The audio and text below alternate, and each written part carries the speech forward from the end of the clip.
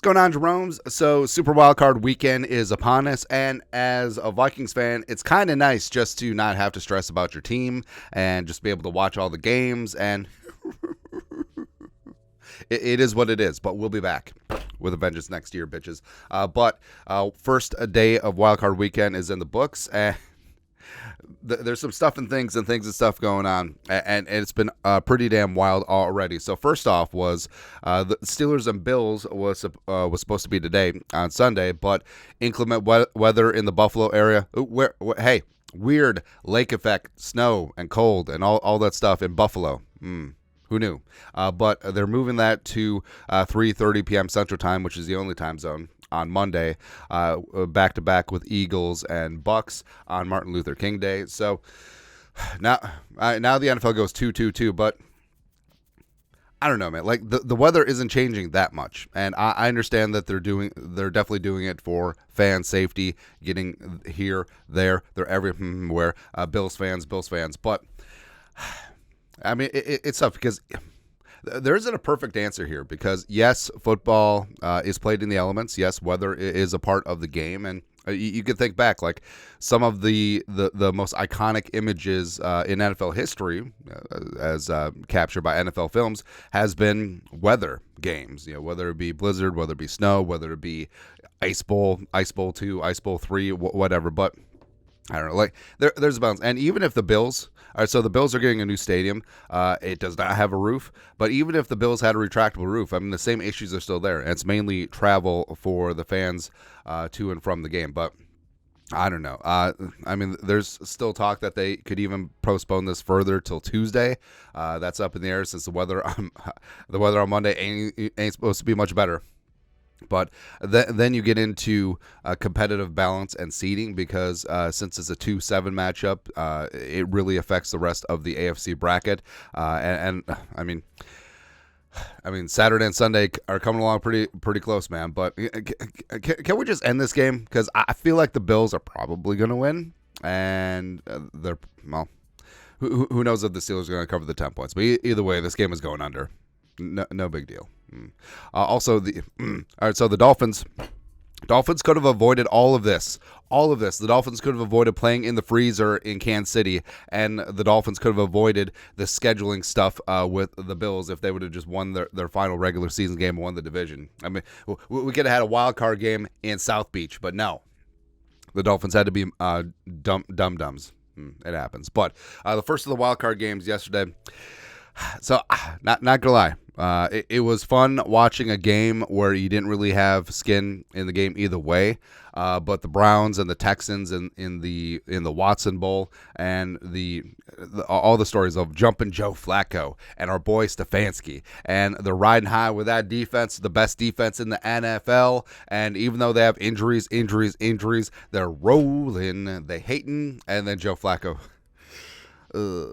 I mean, this game started out good. The Browns were up 14-10, and then the Texans rolled off 35 straight points.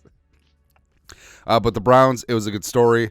I mean, Flacco turned heel and helped the Ravens yet again by knocking the Browns out of the playoffs. All those stories. But I mean, the Browns, I think just too many injuries at a certain point. But you got to take your hat off to the Texans and DeMeco Ryans and CJ Stroud and Will Anderson, and this team is going to be good for a long, long time, because they nailed the head coach. They got their future franchise quarterback. Hey, if only they had lost that final regular season game and they secured the number 1 overall pick. Well, they still may have taken Stroud, but all right. So Panthers fans, it is rough right now, man. All right, so you're watching the guy that you shoulda, coulda, woulda drafted, and yes, that happens every single draft. Hindsight is 20/20, but you traded up and gave up DJ Moore to the Bears to draft a 5'7" dude, and now you had the worst record in football. All of your good players are leaving via free agency, and you don't have your first round pick, and you probably don't even have your quarterback. And no sane head coach wants your job because you have the worst owner in all of team sports. But other than that, I mean, you got Thielen. So you got that going on. But Houston is set up in a great spot, man. I love that defense. I love that they have tier 1 personnel at all the premium positions. And I think that C.J. Stroud 16 for 21 for 274 and 3 touchdowns. I mean, most of that was in the first 3 quarters. I mean, he was just operating, man. And this thing got out of hand very quickly. Otherwise, he would have racked up and stacked up even more stats. But the back-to-back pick sixes from Flacco, a little bit rough here, but I'm rooting for the Texans. Like I want Stroud and company to do something pretty big time. And this is another classic example of the draft community overthinking a prospect, because everyone was all up on Stroud. It's like, oh, what about his Wonderlic? What about his testing? What about all this stuff? Or Ohio State quarterbacks have never succeeded in the NFL. It's all baloney. It's all baloney, man. Like, C.J. Stroud is a damn dude, and I mean, the Texans are going to be in good hands for many, many years with Stroud, as well as with DeMeco Ryans. And with the Browns, I mean, what do you do? So, do you bring back Joe Flacco for another season? Do you roll with Watson strictly because of the contract? I mean, when Watson was out on the field, he was not good this year, but I don't know. There's a conundrum in Cleveland, but that defense is still really damn good. And Stefanski, I think, coached his ass off this year. So respect to the Browns overcoming injuries and still putting up 11-6 record as opposed to going 7-10. And then the Freezer Bowl. So Kansas City, you saw all the virals and all the TikToks. It's like, oh, this water freezes when it's cold. Yes. And we said this before. I think Kansas City may be the nut low in terms of weather in this country. It's hot as hell in the summer, freezing temperatures and tornadoes. If there's some way to get like alligators in there, I think Kansas City would do it. But I mean, the Chiefs. It was an impressive win, taking care of business at home. Also, this game had 80 passes. I was not expecting that with this weather. But Pacheco had a great game. Rashee Rice had himself a bust-out game, 8 for $130 and a touchdown. And people try to have these narratives and have their cake and eat it too. It's like, oh, Mahomes doesn't have any weapons this year. Meanwhile, Rashee Rice is probably the third best rookie wide receiver out there behind Puka and Addison. But I mean, Mahomes and company. I mean, yeah. Did they get a couple favorable calls? Yes. Did they make some big time plays? Yes. And the Dolphins. I mean, the Dolphins should have been more than 4-point dogs in this game, but. I mean, the Dolphins were missing 5 starters on their defense, but I think the defense actually held up relatively well. But what the hell happened to the Dolphins offense? I mean, all season long, it's this talk. Oh, Mike McDaniel. Oh, he's so innovative. Oh, Tua. Oh, Tyreek. Oh, Waddle. Oh, Mostert and Kane. And I was saying, is like, hey, the Dolphins, their only shot in this spot, it's going to be hard to throw the ball because it's like Tua, not the strongest arm dude in the world, and this thing's going to be like a cinder block out there today. But they're going to have to run the ball, with their creative and innovative running game, which is really more of a throwback to back in the day. But Mostert and Kane only had 14 carries. And it wasn't even a spot where game script took things away. But basically, the Dolphins could not sustain a drive. The offense was very spotty. They didn't run a play inside the Chiefs' 25 because their touchdown came on a bomb to Tyreek Hill. But, I mean, it was rough. It was really rough out there. And respect to Spagnuolo and that Chiefs defense, they came to play. I think it's Snead and McDuffie, maybe one of the more underrated corner duos in the league. And they stood on business, and they brought heat, and they got after the Dolphins. And I don't even think it's it's a weather thing. It's like, oh, the Dolphins from Miami, blah blah blah. Chiefs don't want to be out there either, man. But they certainly got things done, and in interesting ways because, God, it's like the number of play disparities. So Mahomes threw 41 times, but also they ran it 34 times. They had like 80 plays in this game. It's crazy, man. But there were some really stupid mistakes by the Dolphins too, like Christian Wilkins, who might be a Viking. That 3rd and 20, roughing the passer, you could be like, yeah, it's soft, but also Wilkins had a full step and then he shoved Mahomes.